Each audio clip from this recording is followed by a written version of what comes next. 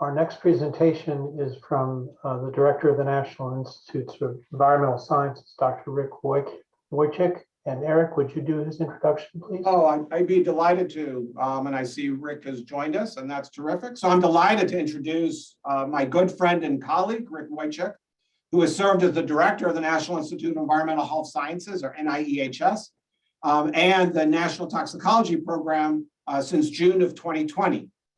He actually initially came to NIH in 2011 as the NIEHS Deputy Director. And in both of these roles, Rick has provided outstanding leadership for the federal research funding aimed at discovering how the environment influences human health and disease.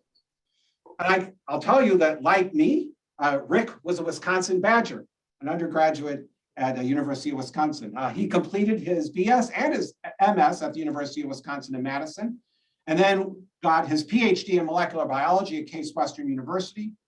He then did his postdoctoral training in the laboratory of Phil Leader at Harvard Medical School. And then prior to coming to NIH, Rick served as president and CEO of the Jackson Laboratory in Bar Harbor, Maine, and also functioned as the director of the laboratory's NCI designated cancer center. And prior to leading the Jackson Laboratory, Rick's professional history included positions in both academia and industry. Well, Rick is no stranger to genetics and genomics. He's a highly respected and accomplished for a long list of accomplishments in mammalian genetics and environmental epigenetics. His laboratory was the first to identify a gene associated with polycystic kidney disease, the first to connect a protocahedron gene ultimately linked to hearing loss in Cushing's disease patients, and the first to clone an obesity-related gene called Aguda. And most recently, his research has focused on investigating the molecular mechanisms associated with how environmental agents influence the epigenetic control of gene expression. It's been wonderful to have Rick as another institute director at NIH, and we were eager to get him in front of this council to hear more about what's happening at his institute and the bridges that we're building between our two institutes. So Rick, I'll let you take it from here. Terrific. Well, thanks very much, Eric. So thank you for this opportunity to be here this afternoon. And I'm going to share some of the work that we're doing at NIEHS. And I thought what I'd do is start off with an introduction to the broad focus of the work that we're doing to study the impact of the environment on human health. And with the limited time that I have, I thought I would focus on how we might be able to collaborate, continue to collaborate with NHGRI to really expand the capacity to conduct gene by environment experiments. And in the remaining few minutes that I have, I would like to take this opportunity to introduce to all of you a new NIH-wide initiative on climate change and health. So let me have the next slide, please. So let me start off by describing the enormity of the challenges that we have in evaluating the types of environmental exposures that can ultimately impact human health. Studying the environment is complicated because, as you can see on this slide, we define environment broadly, and it includes a variety of different exposures, from chemicals that are found in products and building materials that we use, pollutants in the air that we breathe, pesticides and agricultural chemicals, and cosmetics and sunscreens. We also analyze the chemicals in our workplaces, as well as the influence of lifestyle factors such as nutrition, exercise, smoking, vaping, and psychosocial stress. So the bottom line is that we are interested in a broad assortment of different environmental exposures that can negatively or actually positively ultimately affect human health. So next slide, or click on it, please. Now, to make our task even more complicated, and part of the reason why I'm a geneticist and I'm the director of NIEHS, and part of the reason Linda Birnbaum recruited me to be the deputy director, we have to account for differences in the way that each of us responds to a given environmental exposure. Different individuals with their own genetic and biological makeup respond to the environment in different ways. So what might be dangerous or what may make someone sick at a given dose may not apply to someone else. So click again, please. So what's emerging now for many members of the environmental health sciences community is the concept of precision environmental health, where we bring gene by environment effects to bear on studying the environment. So this involves better understanding the genetic, the epigenetic, and the biological basis for why individuals have differential responses to various environmental exposures. So next slide, please. So to set the stage for a discussion on gene by environment experiments, I'd like to show this slide. It's a slide that clearly shows the influence of genetics on the differential response to a couple of different environmental exposures.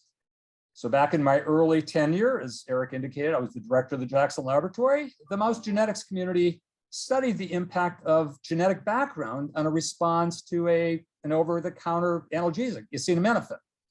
And more recently, the National Toxicology Program on the right studied the impact of genetic background on benzene toxicity. So along the x-axis are different inbred strains of mice. So of course, we all know that within a strain, all the individuals are genetically the same, but between inbred strains, the individuals are different. And as you can see here, there is a huge differential response to the same dose of acetaminophen or the same dose of benzene. And these differential responses were based on genetic background of the individual mice. And of course, the same applies to humans. I'm not showing you that data here. Each of us react to different exposures to acetaminophen, benzene, and a whole variety of different environmental exposures. So part of the reason for my showing these mouse experiments is to make another point, that considering the impact of genetic background is really important, not just when studying human populations, but also when using model organisms or even cells in culture. So cells are not test tubes, but rather they're organisms, and they are, the phenotype you get in a cell-based assay can be influenced by their genetic background. So I also want to point out here that the yellow colored bar that you see on the graphs on the left and the right correspond to the results from a commonly used C57 Black 6J. That inbred background, Jack sells millions of these every year and seems to be a standard for doing a number of, quote, model organism studies. And the red bars show the results using C3H. And the orange bar all the way on the right with the benzene clearance experiments is the result from C3B6F1, which is the mouse line used by the National Toxicology Program and has been used for the last several decades as the gold standard to evaluate toxicity of a wide variety of environmental chemicals, including, for example, the cell phone radiation, bad for humans. So you might ask the question, well, look at with all the variability, which human or segment of the human population relates to the C3B6F1 mice, if any? So with this variability, it's clear that there's a wide variation of response between strains. So I personally think that we need to bring much more sophistication using a G/E framework on the way that we use model organisms or cells in culture. So next slide, please. And the key to using the G/E framework is to get to the point where we can understand the genes and the variations within those genes that are responsible for differential responses to environmental exposures. So as I think many of you may know, NIEHS partnered with NHGRI and several other ICOs across the NIH several years ago on the Genes, Environment, and Health Initiative. And I thought this was a nice starting point to link genetic susceptibility to exposures and disease. This was a collaboration. I think it was quite successful, and it provided a lot of useful data, especially in developing GWAS data around environmental exposures. And what was clear is that genetic traits associated with environmental exposures are complex traits, which we all know means that there are many, potentially hundreds of different gene variants that are associated with that differential response to an environmental exposure. And the key challenge going forward is to identify the gene variants associated with those complex traits. Next slide. And what we have learned is that ultimately identifying the gene variants associated with complex traits requires extremely large sample sizes. Common variant association studies require tens of thousands of cases to have reasonable power to ultimately exhaustively detect those disease-associated loci. And the rare variant association studies of coding regions requires even larger samples to have statistical power. So therefore, I was encouraged actually several years ago when Francis Collins, together with Eric Lander, pulled together the international genetics community to launch the formation of what has come to be referred to as the International Common Disease Alliance. This happened back in September of 2019. So the ICDA, I think, as many of you know, is about coalescing international support and collaboration to be focused on what is referred to as the M2M2M challenge, which stands for Maps to Mechanisms to Medicine. So in brief, we need a more comprehensive genetic maps of complex traits. So we need to understand the molecular mechanisms in common disease, and we need to develop the processes to use this information in the practice of medicine. So the ICDA is about bringing together the international human genetics community under a shared vision to collaborate on developing new ideas and principles, undertake foundational research projects, create comprehensive catalogs, develop new technologies, and then ultimately democratize these resources. And most notably, working with common research protocols will allow the seamless integration of data across cohorts, which hopefully in the end will result in data from potentially tens of millions of highly genetically diverse individuals across the globe. And I hope that if we do this right, it will provide the means to identify those gene variants associated with differential responses to environmental exposures. Next slide. But to do that, we'll need to integrate environmental exposures into the framework of the ICDA. So my colleagues and I at NIEHS feel that this is important because we've come to appreciate that environmental exposures can give rise to many of the disease phenotypes that are part of the ICDA, and in fact, part of many human genetics programs. I mean, so for example, as you can see on this chart, environmental exposures ranging from air pollution, what we call particulate matter 2.5. I mean, heavy metals, flame retardants, pesticides, and most recently, we come to recognize that those industrial products called PFAS, with examples being Teflon and Scotch Guard. These are known to be associated with many of the common disease phenotypes being studied within the framework of the ICDA. So therefore, it's highly likely that some of the people in the cohorts being studied are likely to be developing their disease phenotypes from their environmental exposures. And I predict that those phenotypes are going to be highly influenced by gene by environment effects associated with the individual's genetic background. So next slide. In fact, if one looks just at air pollution, it's clear that people get sick and they die from bad air that they breathe. According to the Lancet Commission report on pollution and health in 2017, air pollution is one of the most significant contributors to morbidity and mortality across the globe. It accounts for about 16% of all deaths worldwide, which is 3 times more deaths than from AIDS, tuberculosis, and malaria combined, and it's 15-fold more from deaths from all wars and other forms of violence. So as you can see on this slide, air pollution alone accounts for a wide assortment of phenotypes associated with respiratory, cardiovascular, neurological, immune, metabolic, and neonatal common disease. Next slide. So therefore, at NIEHS, it's much closer at home. We've been working with Josh Denny and others in the leadership group at the All of Us program at the NIH to integrate air pollution and other types of environmental exposures into the NIH's precision medicine program. I mean, at the first level of collaboration, we're examining how to integrate geospatial data that is currently available from other agencies like the USGS, the CDC, and NOAA.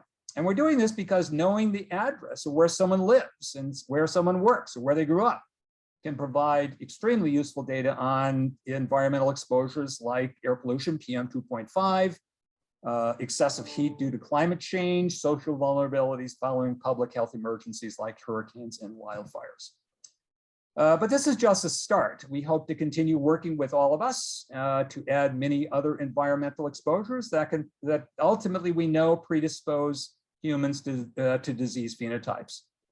And to help facilitate this, I'm very pleased that Jeff Ginsburg, who Eric mentioned, has joined the All of Us program as the new scientific and medical officer. He actually has agreed to spend about a third of his time with us on campus at NIEHS. So I think he's going to be working with us, Eric, to really bring together how can we actually do those types of gene by environment experiments. Next slide. So we're also recognizing that our current thinking about individual variation in the not so distant past was a little bit too simplistic. It used to be about genetics and changes in the structure of genes that can influence disease phenotypes through, again, through mutations. But of course, we come to realize that methylation of the DNA and many other types of post-translational modifications of different kinds of histones can also influence how genes are being expressed. And this, of course, is what we've come to refer to as the epigenetic regulation of gene expression. And this can be influenced by environmental exposures. Next slide. And I always love to show this. This is work, as Eric indicated, from my own laboratory. I like to use this as an illustration of the impact of environmentally mediated epigenetic regulation of gene expression. So we started this over 20 years ago. And so if you're a geneticist and you look at these mice, some of them are lean, some of them are fat, you would just assume that these mice have different mutations. There are such noteworthy differences in the mice. But remarkably, I'll tell you, all of the mice in this slide are genetically identical. And it's an inbred strain, and they all carry this new mutation in the gene called agouti. So the mutation specifically directs the expression of the normal agouti signaling protein, and it directs it so that the gene is expressed ubiquitously in every tissue throughout the organism. And we ultimately determined it was in the hypothalamus that ultimately leads to kind of a short circuiting of the satiety response. So the animals keep eating and become massively obese and develop type 2 diabetes. But most notably, the animals that are phenotypically normal, they have the mutation, but we were able to determine that they have an epigenetic alteration that essentially silences the mutant gene. And what you don't, and I don't have time to show you, is that this epigenetic effect is influenced by different types of environmental exposures. So feeding mothers high levels of chemicals that fall broadly into the category of, quote, methyl donors. This can suppress well, it actually causes a substantially increased number of pups that are phenotypically normal. So again, they carry the mutation, but they are phenotypically normal. So it's the expression of this mutant gene is influenced by environmentally mediated epigenetic changes in the genome of the animal. Now, I also don't have time to show you, but this window, the window of exposure, is critically important, since this environmental effect on the expression of the mutant agouti gene, it only occurs during development. And most importantly for epigenetics research looking forward is the agouti gene. It's a great gene. It causes coat color effects. We can identify these powerful effects of epigenetics, but it's not the only gene that's influenced, whose expression is influenced by environmentally mediated epigenetic changes. So next slide, please. So this is just to remind us all that several years ago, the NIH launched the Epigenetics Roadmap Program, which was a collaborative effort involving several ICs at the NIH, including NHGRI, and NIEHS. So the purpose of the program was to deliver reference epigenomic data from a variety of human tissues and cells. It was also targeted to develop tools and methods for analyzing the epigenome. It was also targeted with discovering novel epigenomic biomarkers and developing methods to manipulate the epigenome and to determine the epigenomic contributions to a diverse set of human diseases, some of which arise from environmental exposures. So the program's human reference epigenome maps, which is illustrated on this slide, has already been used broadly by the biomedical community for a variety of purposes, including the ability to predict tissue-specific patterns of gene expression that predispose to various diseases.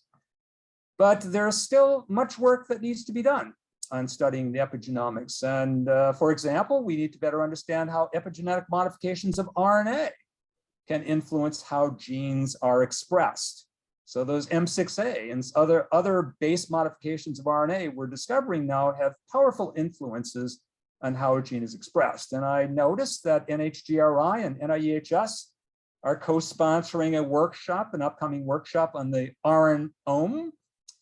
And so I suspect that that will help to get at some of these issues of, I'll call it RNA epigenetics, or I guess it's the RNA-ome. So next slide, please. So given the importance of environmental exposures on disease, the international environmental health sciences community has launched a new project called the Exposome. So the Exposome provides a framework for evaluating the totality of environmental exposures. And most importantly, it goes beyond studying one exposure at a time. So exposomics experiments involve measuring a broad spectrum of the types of environmental exposures that are shown on this slide. And they're considerable. They include factors like diet, psychosocial, and mental stress. So supporting the exposome will involve developing innovative new tools for measuring individual elements of the exposome. But we're not there yet, and I'll cover this on the next slide. And it will require the development of sophisticated data capture and data management capabilities that will integrate the various forms of data into a comprehensive informatics network. And for this reason, I'm also encouraged by the consortium that NHGRI is proposing around multi-omics for health and disease. especially its focus on integrating multi-omics data with phenotypic and environmental exposure data. So great idea, Eric. So hopefully we can move ahead with that, and the exposomics community will benefit greatly from this. Next slide. So NIEHS is supporting exposomic science through the development of, it's called the Human Health Exposure Analysis Resource, or it's called abbreviated HERE. It's a course center that's available to NIH grantees at Mount Sinai in New York. But let's have the next slide here. But as we look ahead, we still have a lot of work to do on defining precisely what an exposomics experiment looks like. So it can't be everything about everything. If there is an interest in conducting an experiment with exposomics, what specifically needs to be measured? And what methodologies would need to be used to collect the data? So I think we need to start planning on a global scale on how to operationalize the exposome. And I'll point to the work that was done in the genomics community in the 1980s and 90s about how to operationalize genomics and really bring it into as integral tools for studying the etiology of human disease. So we've got some work to do. Next slide, please. So given the importance of both genetic, epigenetic, environmental influences on many ultimate common disease phenotypes, the NIEHS has developed a Genes by Environment program. This program, some of you may remember, it was referred to as the Environmental Polymorphisms Registry, or the EPR. But more recently, it's morphed and it's come to be referred to as PEGS, the PEGS program, which stands for Personalized Environment and Gene Study. The PEGS is a unique long-term initiative to develop a resource for a variety of studies dedicated to clarifying the interaction of the genetic and the environmental determinants of human health. So nearly 20,000 participants have enrolled and have contributed biological samples, including me. So the phenotyping of the study subjects includes two different types of surveys to collect exposomic data. And this includes GIS coordinates, including the childhood and adult addresses. And we're doing that because we're discovering that using the GIS coordinates, you can pretty much estimate exposures relating to proximity to airports, highways, nuclear sites, wastewater, sanitary landfills, chemical plants, Superfund sites. We can learn a lot about environmental exposures based on GIS coordinates. So PEGS is also integrating detailed clinical data from electronic health records into the program. We have some robust interactions with UNC and Duke and other medical centers. Next slide. So just a quick summary here of some of the genetic data that may be of interest to many of you. Approximately 4,700 of the participants, we've done whole genome sequencing, and we expect to find environmental exposures that are linked to gene variants that predispose to common diseases such as diabetes, heart disease, cancer, asthma, and a variety of other adverse health effects. So the PEGS pipeline is designed to analyze nucleotide and copy number and structural variants, including telomere length. So they're conducting a high resolution analysis for HLA complex variation, and they will start collecting epigenetic data in 2023. So they've established a GWAS pipeline. It will be assigning polygenic risk scores. And they made arrangements with Dr. Biesecker at NHGRI to utilize his return of results protocol. So thanks very much, Les. Next slide. So again, with the limitation in time, if you're interested in learning more about the PEGS program, if you want to know more about why this relatively small cohort we think is quite useful, and if you want to learn more about the types of collaborations that have been established with the All of Us program through PEGS with University of North Carolina, NHGRI, the IHCC that Eric referred to, and the ICDA, I encourage you to contact Drs. Jan Hall and Ellison Matzinger-Reif, who are the program contacts at NIEHS. And if you're interested in enrolling, like I did, visit the NIEHS website and search for PEGS. Next slide. So finally, in just the remaining few minutes that I have, I want to update you on some of the recent progress on the efforts that we've been making on addressing the challenges associated with climate change. And there is a health component associated with climate change. I think, as you all know, and you've heard, the President Biden has made addressing the issues of climate climate change a high priority for his administration. And he does recognize there are a number of very important health-related issues that need to be addressed with climate change. So therefore, as part of his budget for FY22, he made a proposal to add $100 million to the budget for NIEHS. So while we are not certain that we will actually receive the money, of course, none of us know about our FY22 budget yet. Nevertheless, we're starting to develop an NIH-wide strategy for climate change and health. And we're doing this on an NIH-wide scale, and even though the money is coming to NIEHS, but it's clear that this topic is much bigger than what any single IC can accomplish. And it's also clear that there are many institutes and centers at the NIH that have a keen interest in this area of research. So the interest goes well beyond just NIEHS. So therefore, I've taken the initiative to reach out to Drs. Bianchi at Ph.D, Gibbons at NHLBI, Roger Glass at Fogarty International, Dr. Gordon at NIMH, and then Peristable at NIMHD, and Dr. Zenk at NINR, the Nursing Research Institute.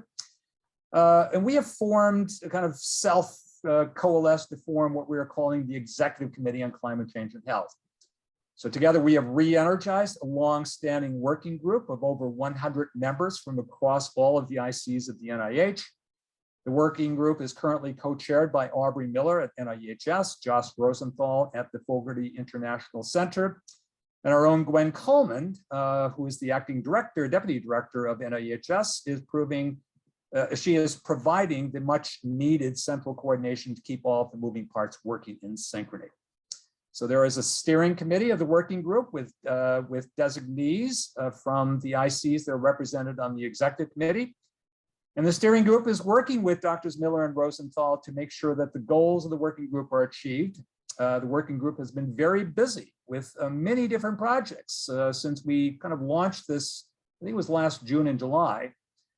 And most notably, I want to point out in the limited time that I have, they have been involved in the development of an NIH-wide strategic framework for climate change and health. Next slide.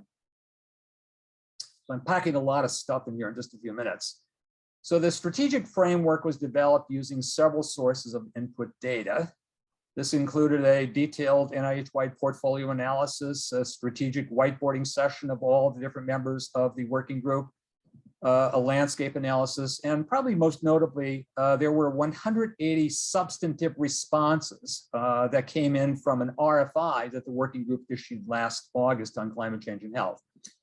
So the framework is illustrated with this, we call it the centerpiece diagram. So in brief, the framework is based on 4 different core elements that are shown in different colors in the center here, which includes health effects research, health equity, training and capacity building, and intervention science. And at the center is a focus on multidisciplinary transformative research. So the work will be conducted with global cross-sector interagency and community partnerships. That's the blue band. And the cogs and the circumference are meant to illustrate specific types of science that will need to be conducted to support the framework. And so there's a lot of stuff here. I'm not going to go through all of this, but the research areas are truly multidisciplinary in nature, and they range from basic and mechanistic research to behavioral and social science research, epidemiology and predictive modeling, all the way to adaptation research. So the scientific director from NIEHS, Daryl Zeldin, is working together with a group of other scientific directors across the NIH. And they're working to put together what will hopefully emerge as a modest-sized complementary effort within the intramural research program, again, across the NIH. So we took this concept to our council at a special session on November 29th.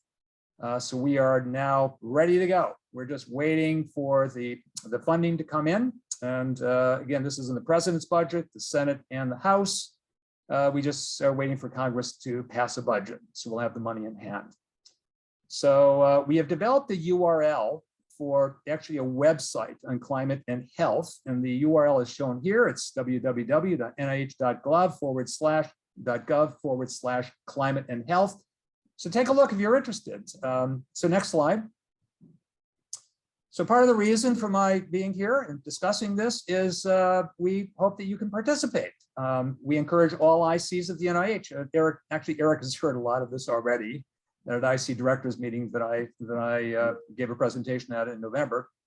So take a look. I mean, if there's something at NHGRI that you want to explore and you want to think about how you might contribute to the Climate Change and Health Initiative, bring your ideas and your plans to the working group. The working group is also happy to include members of your staff at NHGRI. I'm not sure that you have anyone on the working group presently, but if there's an interest, let Josh and Aubrey know, and I'm sure they would be happy to entertain. So keep an eye out for any new FOAs that will emerge once the funding is in place. And again, take a look at the website, nih.gov, climate change and health. So next slide, and I'll just finish with this. A lot of people are involved in this, so we're pretty excited about it. We've got the executive committee, the steering committee, lots of contributors. And of course, I want to acknowledge Josh Rosenthal, Aubrey Miller, and Gwen Coleman for the hard work that they're doing to pull it all together. So next slide. So thank you all. And I hope this gives you a little flavor for some of the things that we're doing. And I really look forward to continuing to work closely with NHGRI in the future. So Eric, back to you. Rick, that was terrific. Let me ask one quick question, just at a practical level. If we get an appropriation and you get that money, is the first swath of money any year money or 2-year money, or do you have to get it out the door by October 1? Well, it will be. I think we're still working through the details on that, but it will be a change to our base. So it'll be money that will be around, and so we're working through the details. I'm bringing this to the executive committee. We're hoping that maybe with a little bit of flexibility, we don't have to spend it all in the remaining months of FY22. Although, I mean, we all have the same challenge. Yeah, but it's really hard when you get new money money part of the way through the year, but you'll deal with the choreography. Let me turn this over to council members. So please ask questions. Steve. Yeah, that was a great presentation. And obviously it's genomics and non-genomics, or environment and non-environment. So, I think it's basically both. So in terms of how you're going to be targeting, obviously longitudinal cohort studies are one potential. And with the MESA study, for example, that we have Joel Kaufman, who's done a lot of environmental characterization, air pollution and so forth. There's various studies that may have quite a bit of appropriate data, but then some of the more recent information may be things that we haven't measured. Are you going to have both a combination of longitudinal existing cohort studies as well as new studies? Well, I think capitalizing on some of the existing longitudinal studies just makes a lot of sense. The key thing is getting some of the tools to measure the environmental parameters integrated into the approaches that are being used is key what we want to be doing. I mean, one of the first things that I want to do is better define, what is exposomics, okay? It can't be everything about everything about everything. So what can we be doing? Gary Miller at Columbia has some very specific ideas around using high resolution mass spectrometry. And that's actually part of this, the HERE Center that we have at Mount Sinai. So stay tuned on that. I'm hoping to actually get the environmental health sciences community together to actually come up with a standardized set of ideas of what do we capture for the exposome, and then are there new technologies that we need to be developing to actually capture the exposome? But you're absolutely right. I mean, it's not just genetics and it's not just environment; it's a combination of both. And so we have to become more sophisticated on how we evaluate these cohorts, these longitudinal cohorts that exist. So does that answer your question? Yes, very, very much so. Thank you. Terrific. Great. Thanks for the question. Laura? Hi, so my name is Laura Byridge from Washington University. So I'm going to keep on this theme of genetics and environment. So I'm a researcher who studies genetic influences on smoking behavior and alcohol behavior.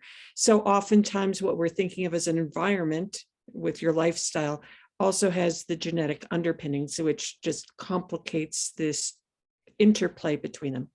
But I have a second comment, which is occupational history is something that I think is really missing in many of our genetic studies of what is a person doing. Often I think of exposures like lead or asbestos, but it's much more than that, and which we've seen with COVID. And I'm wondering, are there any standardized questions for occupational history?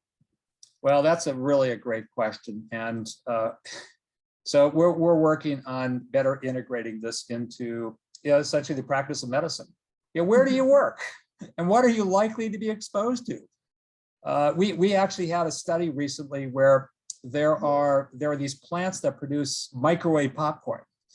And people working at these plants were coming up with these very strange lung lesions. And it turns out that these lung lesions were attributable to exposure to the diacetyl, which is the butter flavoring in microwave popcorn. So we just need to become more sophisticated on that. And so we need to, as part of your medical history, where do you work? And are there environmental exposures that are likely to be contributing to or impacting your health? So we're working on that. That's something I'm personally very passionate about. And of course, with our PEGS program, we're right on top of it, working with physicians in the local, Central North Carolina area. So getting access to that information. Where do you work, and what are the types of things you might be exposed to? And if you're working in an oil refinery, if you're working at a gas station, your level of benzene is going to be much higher than it would be if you were working someplace else. So I wish I had a specific answer, but we're working on that, and we may be calling on you to help us implement that. Does that answer your question? It does. It's just an area I think it's a whole for all of us in our genetic studies, and we need assistance about how to ask the questions easily and quickly. Right. And we want to help. And so the other thing I'm very interested in doing is, getting the environmental health sciences community together around talking about what is the exposome, how do we measure this, but then sitting down with investigators like you, and then asking you, if we're going to collect this data, how do we collect the data in such a way that it becomes seamlessly integratable into the approaches that you're taking? And that's why I'm actually very excited about the work that NHGRI is launching on this multi-omics approaches to integrate data, multi-omics data, and along with phenotypic and environmental health data. So there's a lot of things we could be doing, but I'm pretty excited about that. So stay tuned, and Eric and I will roll up our sleeves and see if we can get moving on this. Howard.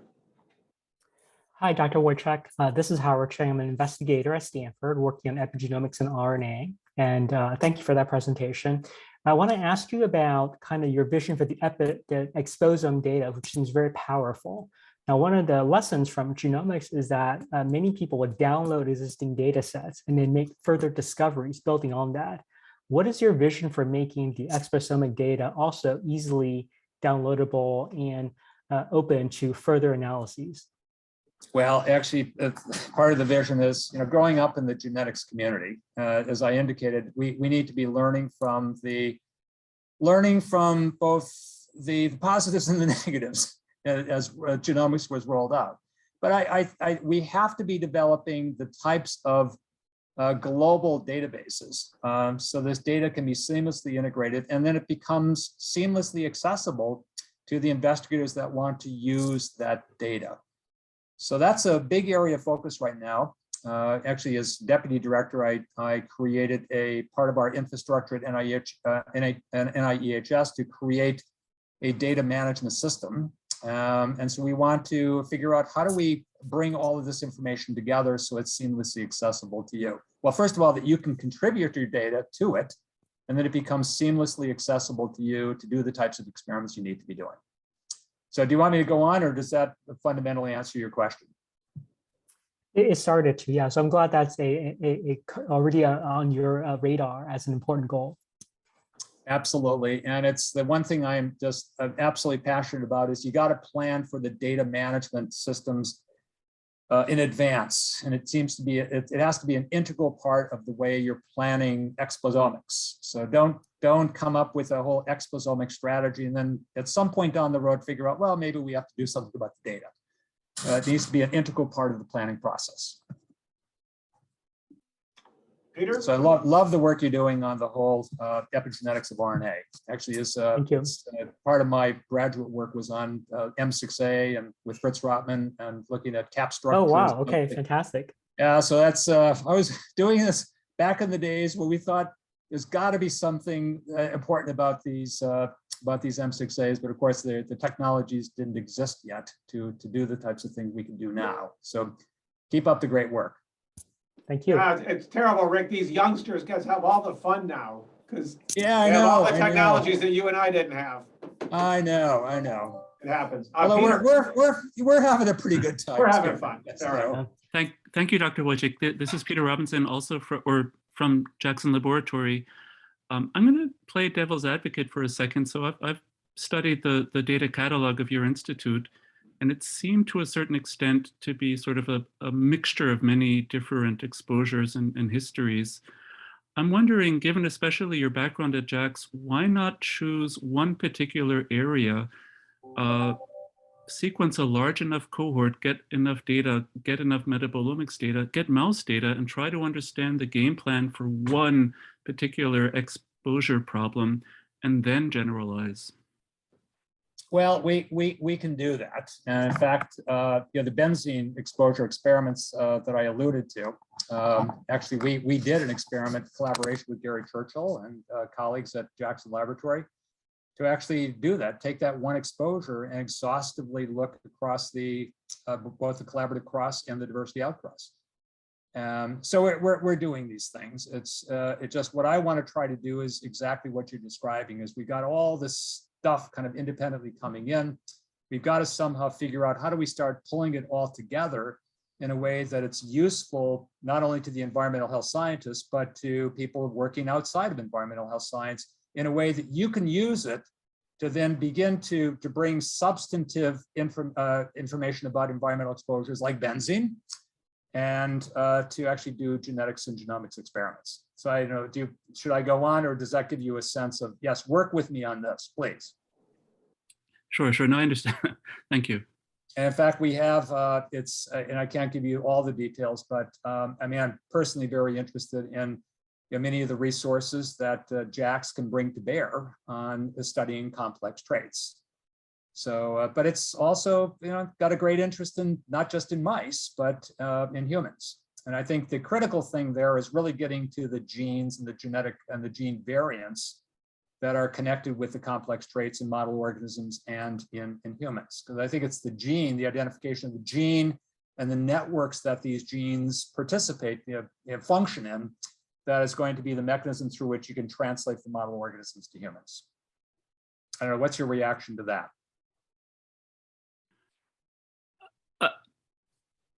I mean, obviously, I don't have a crystal ball. Looking at the data catalog, it seemed that it wasn't well populated with ontologies, and it was difficult to integrate with many other resources. And I understand that your institute is now working on that, which I applaud. Also, when we, trying to look at it, the data was kind of closed. So I would also reemphasize it would be very good to try to make the data easier to access, to attract other researchers.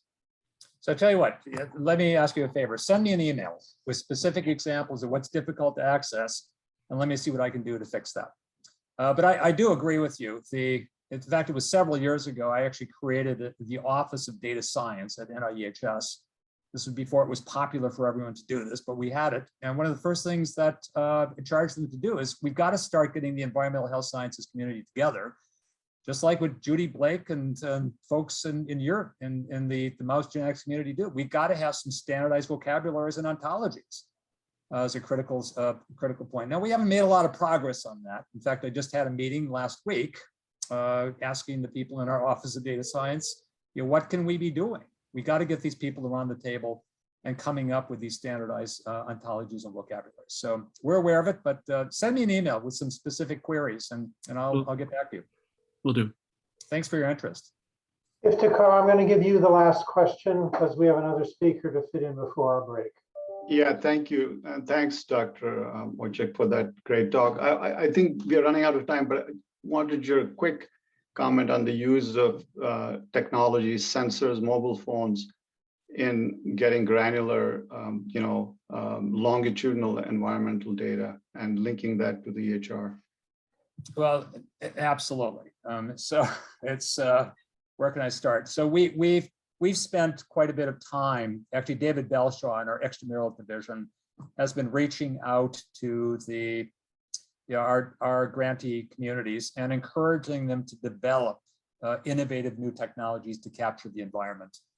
And we're all sitting here with pretty powerful computers on our belts, or hopefully actually being very careful with radiation. But absolutely, developing the tools that can capitalize on it is critically important. So it's the thing I'm interested in is getting people together. Let's define what is it we need to capture. What are the technologies that we need to build to develop to be able to capture this type of data?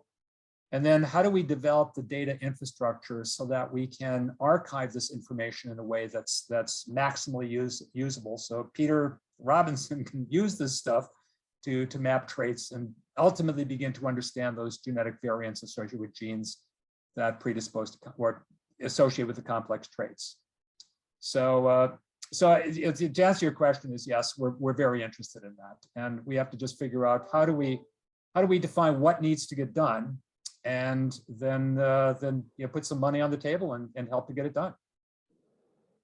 If you have specific ideas around a specific technology that we need to be aware of, send me an email. Rick.Woychik at NIH.gov, and Woychik has 1 C, not 2. Thank you. Okay. All right, well, Rick, much appreciation for coming and joining us this morning. You can tell council's very interested. I'm sure I'm going to hear from some of them, and we look forward to continued interactions. Absolutely, Eric, really look forward to continuing. Fingers crossed on your extra appropriation. We need to. Yeah, exactly. Well, all of us, let's just keep All our of fingers us. crossed. We get money, and it's not a year-long continuing resolution. I was telling him. Okay. Thanks again. Okay, take care. Take care. Bye. Rudy, over to you, Rudy. Thank you, Eric.